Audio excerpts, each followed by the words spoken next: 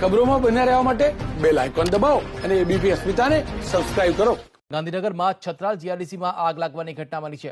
ઔદ્યોગિક એકમમાં આગ લાગતા અફરાતફરીનો માહોલ સર્જાયો છે, જે બાદમાં કડી ફાયર વિભાગની 2 ગાડીઓ ઘટના સ્થળે પહોંચી અને ભારે જહેમત બાદ આગ પર કાબુ મેળવી લેવાયો છે।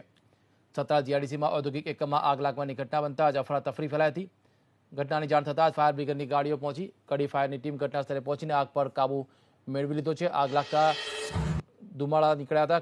કાળા ડિબાંગ ધુમાડાથી ગોટાઓથી આગ સમગ્ર વિસ્તાર ઢંકાઈ ગયો હતો અને ત્યારબાદ ફાયર બ્રિગેડના જવાનોએ પાણીનો મારો ચલાવી અને આગને કાબૂમાં કરી હતી। છત્રાલ જીઆઈડીસીમાં આ ઘટના બની હતી। કડી ફાયરની ટીમ ઘટના સ્થળે પહોંચી આગને કાબૂમાં લીધી છે। આગનું કારણ હજી જાણવા નથી મળ્યું। છત્રાલમાં ઔદ્યોગિક એકમમાં આગ લાગવાની ઘટના બની। અચાનક કોઈ કારણસર યુનિટમાં આગ લાગી અને ત્યારબાદ કાળા ડિબાંગ ધુમાડા નીકળવા મળ્યા। ફાયર બ્રિગેડની જાણ કરાતા કડી ફાયરની ટીમ આવી હતી। 2 ટીમે આગ પર કાબુ મેળવી લીધો છે। વધુ માહિતી મેળવીશું અમારા સંવાદદાતા નિકુંજ જાની પાસે। નિકુંજ, શું વધુ અપડેટ મળી રહી છે?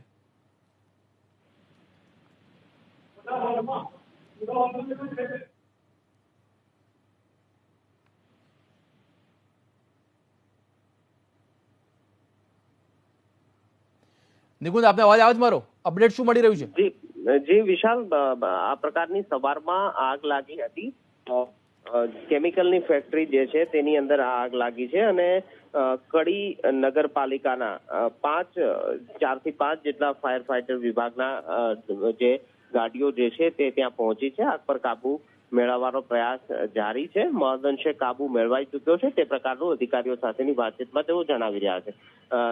છત્રાલ જીઆઈડીસીમાં દેવનંદન કેમિકલ ફેક્ટરી જે છે તેમાં સવારમાં શોર્ટ સર્કિટના કારણે આગ લાગી હોવાનું માનવામાં આવ્યું છે અને સાંકડી જગ્યા હોવાના કારણે આગ પર મેળવવામાં થોડી મુશ્કેલી પડી કાબુ મેળવવામાં, પરંતુ મહદઅંશે કાબુ મેળવાઈ ચૂક્યો છે। પરંતુ કેમિકલ હોવાના કારણે જે ધુવાડો જે છે તે વધુ ફેલાયો છે અને ફાયર વિભાગની કડી નગરપાલિકાની ફાયર વિભાગની લગભગ 3 થી 4 જેટલી ગાડીઓ જે છે તે ઘટના સ્થળે પહોંચી છે।